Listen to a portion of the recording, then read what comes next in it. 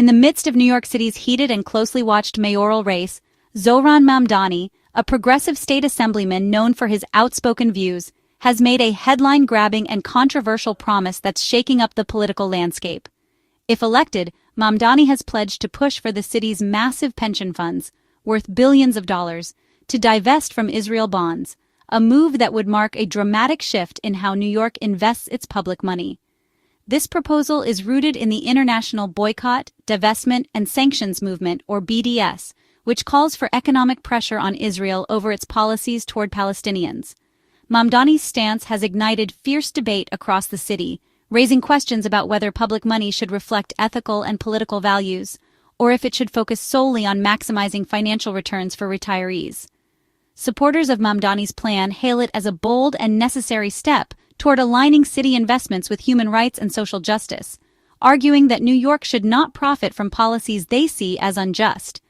Meanwhile, critics warn that such a move could be fiscally reckless, potentially jeopardizing the financial security of thousands of city workers and retirees, and accuse Mamdani of using the city's pension funds as a political tool in a deeply divisive international issue.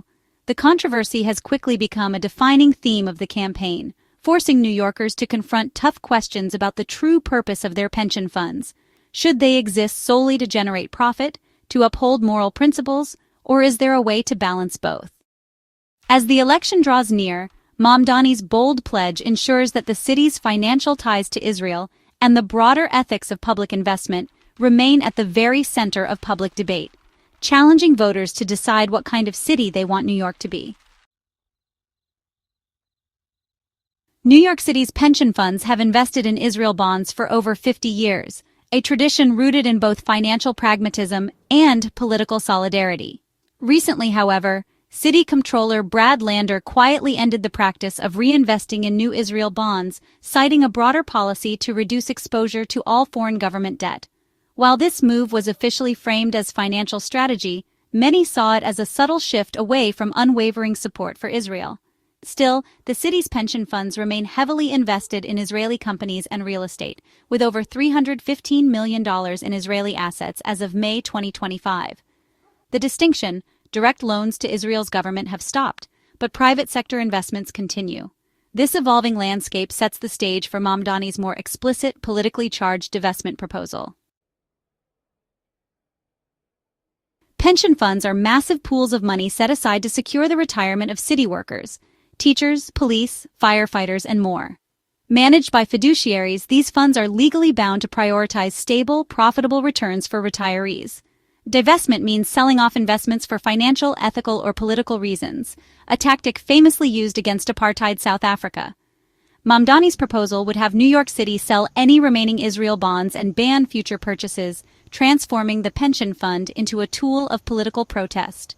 The core question, should pension funds serve only financial interests or also reflect the city's moral values, even at potential cost?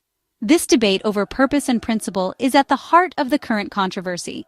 For New York, the answer could reshape both its finances and its global reputation. Mamdani's push for divestment is rooted in a deep sense of ethics, rather than a focus on financial gain or loss. He believes that the city's investments should reflect its moral values, and that economic considerations should not override questions of justice and human rights. For Mamdani, the issue is clear. Public money should not be used to support or legitimize actions that many in the international community view as violations of basic rights. He argues that public funds must not be invested in governments accused of violating international law, specifically highlighting Israel's ongoing occupation of Palestinian territories and the blockade of Gaza. Mamdani points to the suffering of civilians and the repeated calls from human rights organizations as evidence that the city has a responsibility to act. By refusing to invest in such government bonds, he believes New York can take a principled stand. By targeting government bonds, Mamdani aims to send a focused and unmistakable message. New York should not be complicit in policies it deems unjust or oppressive. He sees divestment as a powerful tool for signaling the city's disapproval and for encouraging change through economic pressure. His stance resonates strongly with progressives, who view divestment as a natural extension of the city's long-standing commitment to social justice.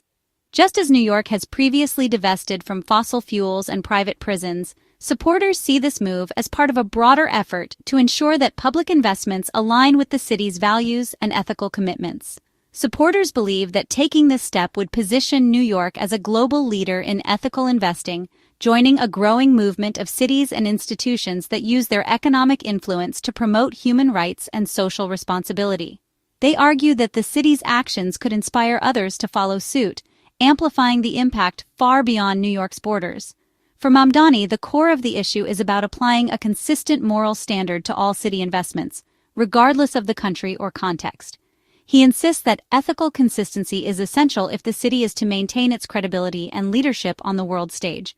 Ultimately, Mamdani's proposal is not about singling out any one nation, but about ensuring that public money is always aligned with universal principles of justice, equality, and human rights, a vision he hopes will shape the city's future. Even as mayor, Mamdani couldn't unilaterally force divestment. New York City's pension funds are governed by independent boards representing city officials, union leaders, and workers, each with their own priorities. Major investment changes require majority board approval, making union support essential. The city comptroller, as chief investment advisor, wields significant influence but can't dictate policy alone.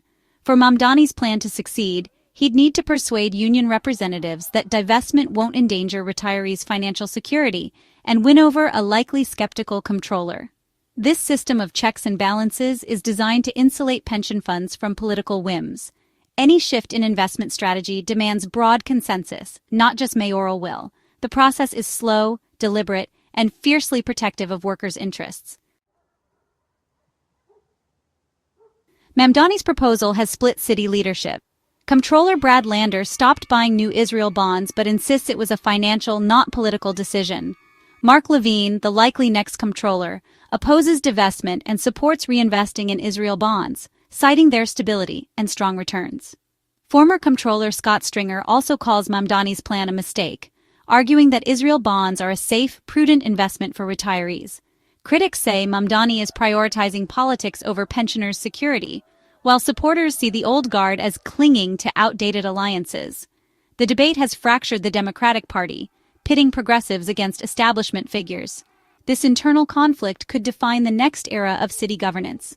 The outcome will shape both financial policy and the city's political identity. Supporters of divestment argue that New York must not profit from policies they see as violating human rights, insisting that the city's investments should reflect its values and commitment to justice. They believe that by divesting from Israel bonds, New York can send a powerful message against what they view as ongoing injustices and take a stand in solidarity with those affected. Many supporters liken their cause to the anti-apartheid movement of the 1980s, drawing parallels between past efforts to end racial segregation in South Africa and today's calls for accountability in Israel. They see divestment as a proven tool for social change, one that helped bring about justice before and could do so again. Financially, they claim the risk is minimal, arguing that the city's pension funds would not suffer significant losses. Israel bonds, they point out, make up only a tiny fraction of the overall pension portfolio, so small in fact that their removal would barely register in the city's financial health. They argue these funds could easily be redirected into other safe, stable investments, ensuring retirees' security is not compromised. Critics, however, counter that Israel bonds are uniquely stable, with a long track record of reliability and not a single default in their history. They warn that divesting for political reasons could betray the city's fiduciary duty to retirees whose financial futures depend on prudent, non-political investment decisions. Some critics also caution that singling out Israel for divestment is unfair and potentially discriminatory, especially given the city's ongoing investments in other countries with questionable human rights records. They argue that if human rights are the standard, consistency should be applied across all investments. Many in New York's Jewish community view the proposal as deeply divisive, fearing it could fuel tensions and misunderstandings both within their community and across the city. They see it as a threat to long-standing ties between New York and its Jewish residents, and worry about the message it sends to a community with deep roots in the city's history. Ultimately, the debate is about more than just financial decisions. It's about identity, values, and the kind of city New York aspires to be. For many, it's a question of balancing ethical responsibility with financial stewardship, weighing the city's moral obligations against its duty to protect workers' retirements.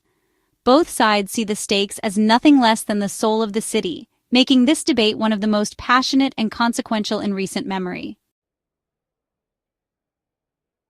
Israel Bonds, the organization at the center of the controversy, has responded by touting record-breaking investments since October 2023.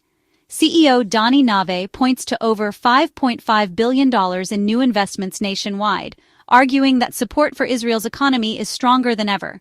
The group highlights major commitments from state and local governments, including New York State's own retirement fund.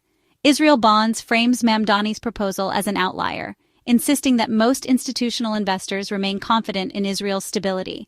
Their message, the market's faith in Israel bonds, is unwavering, and the divestment movement is a fringe effort. By emphasizing broad-based support, they seek to marginalize the push for divestment and reassure current investors. As the mayoral election approaches, Mamdani's divestment pledge has forced New Yorkers to confront the purpose of public money, profit, principle, or both. If elected, Mamdani will face a complex battle persuading union leaders, navigating pension boards, and clashing with a likely hostile comptroller. Supporters see a chance for New York to lead on human rights. Critics warn of financial risk and deepening divisions. The outcome will test the limits of mayoral power and the city's willingness to let ethics shape its finances. Regardless of who wins, the debate has already changed the conversation, making the ethics of public investment a central issue. New Yorkers are now grappling with how their city's money shapes the world beyond its borders. The legacy of this debate will echo long after the votes are counted.